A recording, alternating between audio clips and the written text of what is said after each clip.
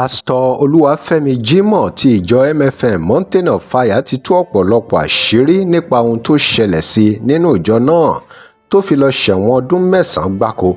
Ṣé lóòótọ́ ni pásítọ̀ yìí pàdé olórí ẹ̀ṣọ́ alákòóso ìjọ náà nílé babaláwo? Báwo lọ̀rọ̀ ṣe jẹ́ gangan?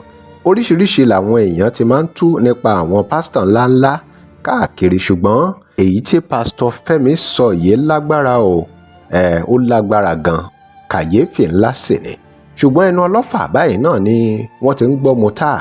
Àwọn ẹ̀sùn wo ni pásítọ̀ yìí ni wọ́n kà sóhun lẹ́sẹ̀? Kí ló ṣẹlẹ̀ sí pásítọ̀ Fẹ́mi? Kí ló ṣẹlẹ̀ sí ní kóòtù? Ẹ máa bá wa kálọ.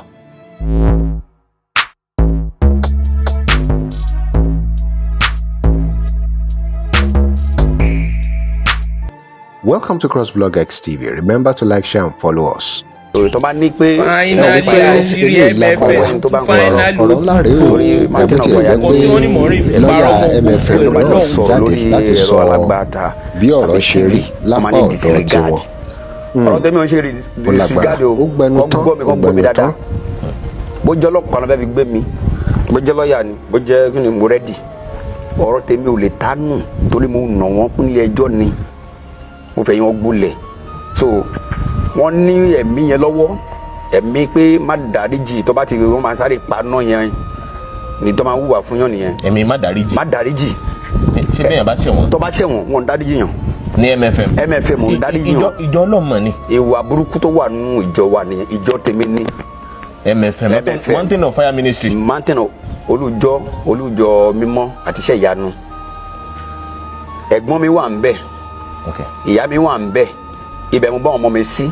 So ẹ̀gbọ́n bàbá mi, àbúrò bàbá mi ó wà pẹ̀lú Olukoya. So kẹ́ mọ̀ pé ẹbí dìran ni Mountain of Fire jẹ́ fún yín. So ìwọ náà jọ yín ìdáríjì yàn. ẹ ìdáríjì yàn. ẹ dájú nìyẹn. adájọ́ ẹ tó bá ti sọ rímù sí lẹ́sẹ̀ kì í dúró. èmi mo sọ bẹ́ẹ̀ pásọ Olúwafẹ́mi. ẹbí kàdí mi rèé tí mò ń lò. kámẹ́rà jọ gbé dáadáa. pásọ Olúwafẹ́mi ló ń sọ̀rọ̀. Kí gbogbo ayé rí orúkọ tó wà ń bẹ̀ mú Mountain of Fire and Miracle Ministries. gbogbo àwọn tó mọ̀ mí àtẹ̀jọ́ mọ̀ mí kọ́ máa wò mí. Ọlásìnbọ̀ street Oníkẹ̀yàbá orúkọ Olúwafẹ́mi Jímọ̀. orúkọ mi nìyẹn. orúkọ yín náà. bẹ́ẹ̀ni. ẹ jẹ́ n wo táìtù yín bẹ̀ pásítọ̀ mà ni. bẹ́ẹ̀ni sà. ó dà 2007 ni wọ́n fún yín láìdí káàdì. bẹ́ẹ̀ni sà. ẹ ń dàpẹ́ ní Chief Security Officer tó Dr. Dike Olukoya Gbàdàmọ́sí ni mo bá ń lé babaláwo. Gbàdàmọ́sí ló kọ́ tí ẹ jẹ́. Gbàdàmọ́sí kí ló wá ṣe ń bẹ̀? ohun tó jẹ́ káyìí fún mi nìyẹn. mo dẹ̀ sọ fẹ́ da ẹ̀ láyé kan. ẹ rí i pé eléyìí lágbára, ọ̀rọ̀ ńlá rèé o. bó tiẹ̀ jẹ́ pé lọ́ọ̀yà MFM náà ti jáde láti sọ bí ọ̀rọ̀ ṣe rí lápá ọ̀dọ̀ tiwọn. ẹ̀yin ò ní lọ́ọ̀yà ni. mi mọ̀ tó pé lọ́ọ̀yà. ó gbẹnu tán. ẹ mọ̀ pé iṣẹ́ ìrànṣẹ́ tá à ń ṣe yá mọ́ kò sẹ́ni tó gbàdúrà ẹjọ́. So mo ń tọkàntọkàn mi fi ń sin orí òjíṣẹ́ Ọlọ́run. wọ́n wá kó àǹkọ̀pù sí mi lọ́wọ́ àti lẹ́sẹ̀. wọ́n á gbé mi sẹ́yìn búùtù. òpẹ́ ní mọ́tò tán ló ń gbà yẹn tó bá sunjọ́ fún wọn. So wọ́n gbé mi sẹ́yìn àti mo sì rántí díẹ̀díẹ̀. So bàtà máa débẹ̀ wọ́n gbé mi lọ sí ìgbà tí mo rò pé wọ́n lọ lọ́nà wọ́n wá pàkì sí ilé epo. wọ́n wá gbé mi bọ́lẹ̀ pé kò ní dáa káwọn gbé mi sẹ́yìn búùtù dé ọ̀dọ̀ Olúkọ̀yà. wọ́n yọ àǹkọ̀pù yẹn lọ́wọ́ mi. wọ́n fi sọ́wọ́ mi, wọ́n fi sọ́wọ́ ẹnìkejì mi. àgbé wa sínú jíìpù Gbàdàmọ́sí. So gbàdá débẹ̀ èmi tí wàá rí bàbá Olúwa ṣe mọ̀ gẹ́gẹ́ bí ọmọ ìjọ anípayà olùṣọ́. respect yẹn wà ń bẹ gẹ́gẹ́ bí ọmọ ṣe kọ́ wa.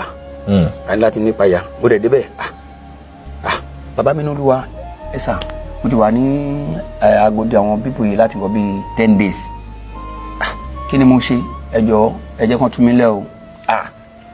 ní tó bá jáde lẹ́nu bàbá mi Olúwa ní pé ṣé mi mọ̀ pé àdúrà táwa ń gbà ń bí ìṣó ń gbà ni.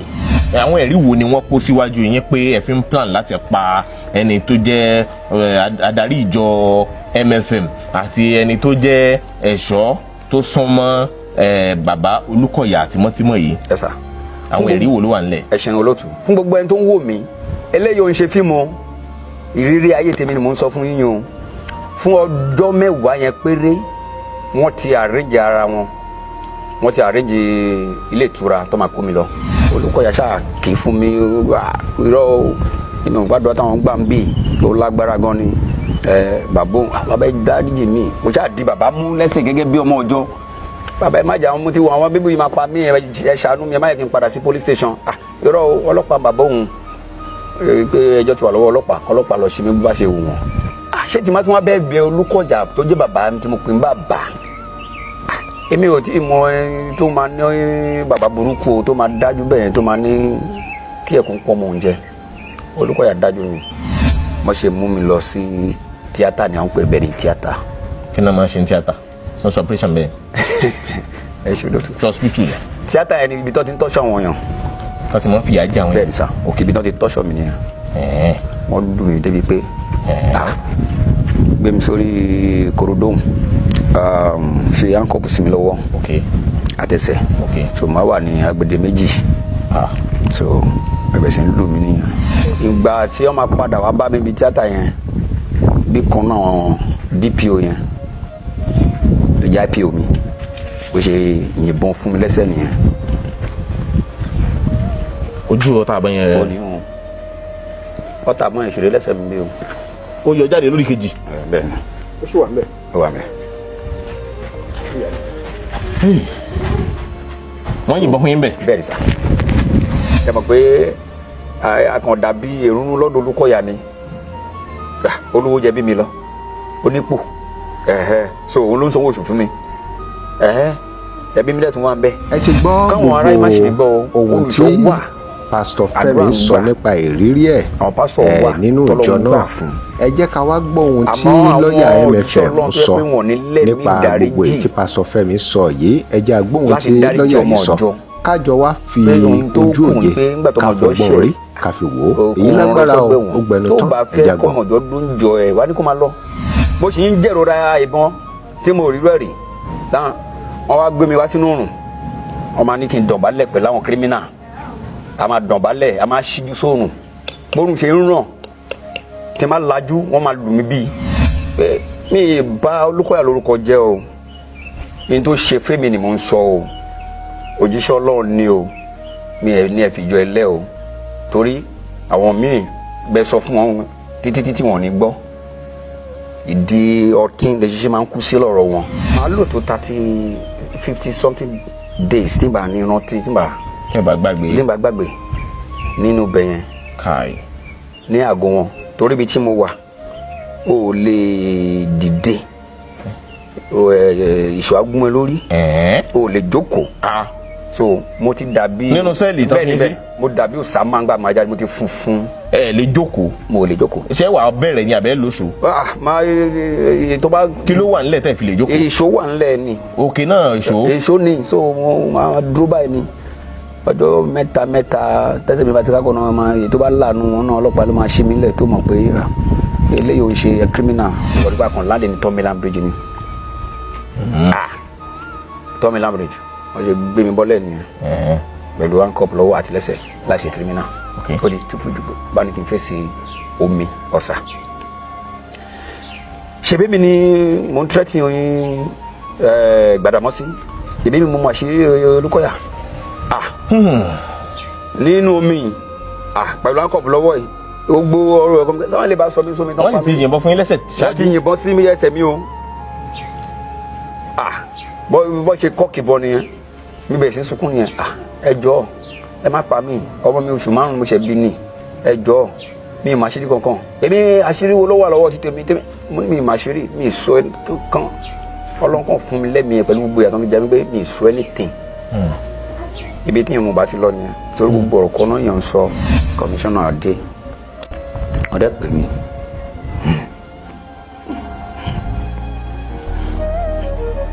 ẹ má bínú. sí wàhálà emotion ni. ó pè mí tó ti máa rántí gbogbo àwọn ọgbà tí mo go through yẹn ẹ pọ̀. ọ̀pẹ̀lẹ̀. ẹ má bójú pẹ̀lú Ọlọ́run àti fún ẹ̀ náà. so àwọn tó bá ti condemn tó ti fún wọn ní condemn tó bá ti dájọ́ wọn wọn á tì mọ́ papọ̀ wọn lè dúró ní kórìí pírẹsì mọ́. wọn á lọ sí kirikiri. wọn á lọ kirikiri. tí wọn gbẹ̀yìn náà lọ kirikiri ni. ibi tí mi ti gba transfer lọ kirikiri. kirikiri nìyẹn láyé kan tí ìdájọ́ yín. experience mi ṣe dé ọgbẹ́ wọn mo kọ́kọ́ sọ pé mi ní sin Jésù mọ́ ní mo ní sọ lọ́mọ pé ilé Olúwa ilé ìṣọ́ agbára ni olódodo sáwọ bí ó sì ó sì là orí gbàlà ìlú wa ó sáwọ nu ṣọ́ọ̀ṣì mo rí wàhálà first person mo kọ́kọ́ rí tí mo rí oní Clifford Hodge bẹ́ẹ̀ ni sà nígbà tá a wà ń bẹ́ẹ̀ lọ́dún wo nù 2008 àjọ wà nù sẹ́ẹ̀lì kan náà ni àjọ ń sùn àjọ ń jí ni pẹ́ẹ́rù kó ti kú nígboro nígbà yẹn Clifford Hodge lélẹ́yìí ẹ bá kì í ìgbóhùn náà ìgbó ṣáṣá la máa ń pè ibi tí mo ti develop heart problem yẹn mo ti ní heart problem abọ́ tó máa fi gbóúnjẹ fún wa abọ́tájà mi ò lè fi jẹun lé ní pẹ̀lú bátìn géètì rẹ̀ ó máa ti géètì yẹn máa sọ abẹ́ ilẹ̀kùn náà máa sọ oúnjẹ wa gbà tó máa sọ gbà wàá tún máa gbà pẹ̀lú dùnú ni tí provost tó bá lọ sẹ́nu ọ̀nà gbà yẹn gan-an tán ti lock everywhere àná bí wèrè ni oúnjẹ kúrú là ń jẹ ẹ̀wà tó jẹ́ pé abọ́ ti ń jò ń sálẹ̀ la máa jẹ máa gbọ́n gàrí tó máa gbé ráìsì wá báyìí ráìsì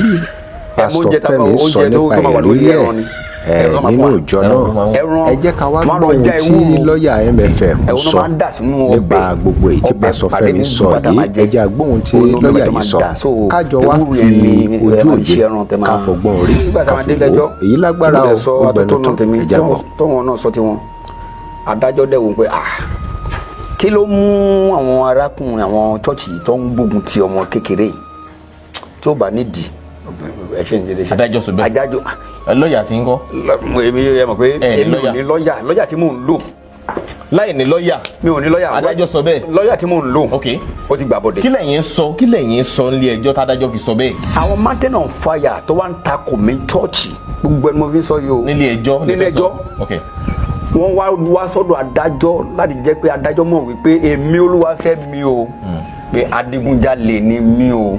wọ́n sọ bẹ́ẹ̀ fún adájọ́. ìtàn wa sọ ní ẹjọ́ nìyẹn tèmi fẹ́ pa Olúkọ̀yà wọ́n wá gbé ṣe hàn pé people of Lagos náà ní ó ń bá mi pọ̀ ẹjọ́ àwọn wá gbé case file tèmi wọ́n gbé wá fún adájọ́ láti jẹ́ kí adájọ́ mọ̀ pé lóòótọ́ àti òdodo ni mo jẹ́ mẹ́mbà ni mo jẹ́ pásítọ̀ ni mo jẹ́ nítorí Olúkọ̀yà sanwó fún abẹ́kọ̀ ní case file bẹ́ẹ̀ ṣiṣẹ́ láyé ó ní ẹ̀rí case file tó gbé wá yẹn so that adájọ́ á lè fìyà tó tọ́ jẹ mí lábẹ́ òfin so that mo ní lè bọ́nú ẹ̀ ìdí náà tó fi gbé case file yẹn wá so ìjọ tó wà lè gbé case file yẹn wá èmi ń sun ẹkún nínú tán gbé àwọn ilé ìfẹ́ bá tèmi jẹ́ ni láì mọ̀ pé case file tán gbé wá yẹn ló máa di owó ló máa dorin ló máa jẹ́ ìtúsílẹ̀ fẹ́mi àwọn èèyàn ńláńlá ló wà lọ́wọ́ ọgbọ̀gbọ̀ ń ṣe bí téèyàn ń lọ tó ń gírẹ̀ ní mẹ̀kúnnù ló ń jìyà ń bẹ́ẹ̀ ṣé rẹfrẹ king àjọ wà ń bẹ́ẹ̀ ni àwọn èèyàn tẹ́ ro ẹni Clifford Hodge pàápàá àjọ wà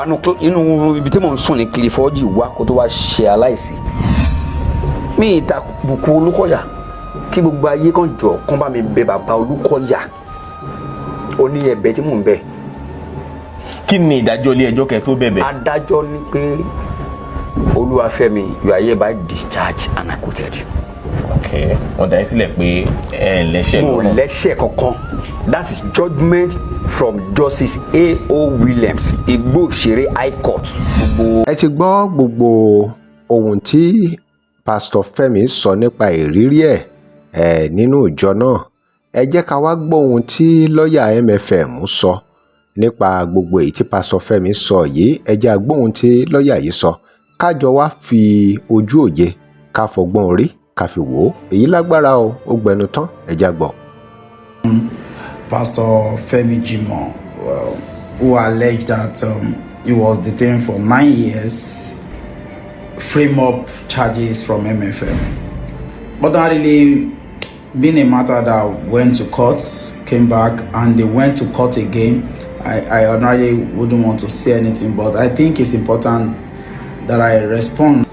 So I'm saying this so that if there will be need for a qualified journalist who is professional, they want to get involved, will be willing to sit side by side with Pastor Femi Jimoh and provide, since he wants to do his trial now by media, having concluded the matter in court, 2 instances. So there was the criminal one, and there was the civil one, which he filed. So, but given brief response to all of those lies everywhere, Pastor Femi Jimoh and others, I think 2 others, one Kelebo, Toba, and others, they were plotting how to rob Mountain of Fire Miracle Ministry offering. I think one of the big events, first fruit offering or crossover offering, as the case may be, and in their plan and plotting, there is nobody who would think, number one, he has been in the ministry with some questionable issues where he was posted and he was disciplined by being transferred back to the headquarters. And so he works, I think, along the others as a traffic usher, and what have you. So being traffic usher, they understand the routes and they know the movement of the ushers, handling the offering of the church. And for whatever reason, that plan was being put together. Okay, so how did the intelligence got leaked? It was at the point they were actually going to hire a gun. And when the matter got to the GO, he was surprised, like, how, who? And when they mentioned their name, like, how is it possible? Again, the GO have to immediately alert the CSO as at that time, who, swung to action, invited some police to, brief them out.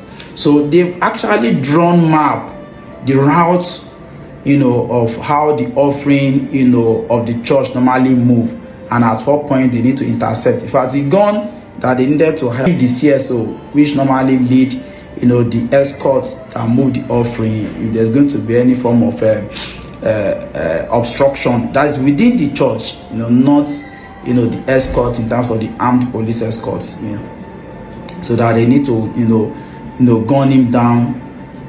Those were the plan. The video was made in the subsequent meeting. So all of these are clearly available, and on the strength of that, they were arraigned before the courts. Okay, fine. After a protracted 8 years case, they were let loose. They were allowed to go because prosecution couldn't sustain conviction on technical ground. On technical ground because in our criminal jurisprudence, it is the principle that it is better for 99 criminal, 99 guilty, 99 offenders to go free, than to allow for one innocent person, to go to jail. And the reason is because, once a prosecution is not able to, do a tidy case to 100% beyond reasonable doubt convince a judge is not permitted to convict. ẹ rí i pé eléyìí lágbára ọ̀rọ̀ láre o bó tiẹ̀ jẹ́ pé lọ́ọ̀yà MFM náà ti jáde láti sọ bí ọ̀rọ̀ ṣe rí lápá ọ̀dọ̀ tiwọn ó lágbára ó gbẹnu tán. Another principle of criminal jurisprudence, you cannot convict on conflicting testimony or witnesses. So that is not to say that they didn't carry out the action, they didn't plan it. That's not to say offense has not been committed, but they couldn't be convicted because of, lack of, tidy job on the side of the prosecuting team. So they were able to let go, which I think the prosecution, I think the DPP was even making an attempt to appeal at that point in time. Okay, so after the matter was ended, the same Femi Jimoh went to court. He went to court basically to sue for malicious prosecution and ask for, millions, I think 500 million naira, as damages and all of that, because he believed that for the fact that, he was not convicted from that prosecution, he should have, damages gotten. And evidences were put before the court. We have nothing to do with, we didn't frame him up. Those are the things that happened and the fact that there were no. And from the case, the industrial court judge, agree with MFM that MFM did not prosecute you maliciously. And they have nothing to do with why you are in detention for 8 years or thereabouts. So you cannot, so you fail to be able to secure any damages. However, because MFM did not terminate your appointment for those number of 8 years, you can only succeed in getting what you are entitled to in terms of salary and allowance, and that is what the judge said we should calculate and give him. So that is how the case ended. ẹ̀yin èèyàn wa gbogbo ẹ̀ náà lẹ ti gbọ́ yìí o, kí lè ròyìn lórí àwọn ọ̀rọ̀ tí lọ́ọ̀yà yìí sọ àti gbogbo èyí tí pásítọ̀ Olúwafẹ́mi Jimoh náà tò kalẹ̀, gbogbo ìrírí tó rí, gbogbo èyí tí wọ́n sọ lápapọ̀. Ayé tó tó ayé àkàmàrà, Elédùà kó má jẹ́ àṣìrìn o. Kí lè ròyìn nípa gbogbo nǹkan tó là kọjá? Báwo lẹ ṣe rò pọ́rọ̀ náà ṣe jẹ́, báwo ló ṣe rí lọ́dọ̀ yín? Ó ṣeé ṣe kí ẹ ti máa gbọ́rọ̀ àwọn ọ̀rọ̀ báyìí tẹ́lẹ̀, ẹ sì ti ń gbọ́ míì náà tó ń ṣẹlẹ̀ káàkiri, ṣùgbọ́n ó ṣeé ṣe kí lèyí tẹ́ ẹ gbọ́ yìí kó ṣe kàyéfì ńlá sí yín. Ǹjẹ́ gbọ́ nǹkan tí arákùnrin yìí sọ? Ohun tó kọjú séèyàn kan ẹ̀yìn ló kọ sẹ́lòmíì. Gbogbo ìdojúkọ tí arákùnrin yìí lòun là kọjá nínú ìbáṣepọ̀ tó ní pẹ̀lú ìjọ náà, kí lè ròyìn nípa ẹ̀? Drop comment yín. Remember to like, share and follow us. Thanks for watching.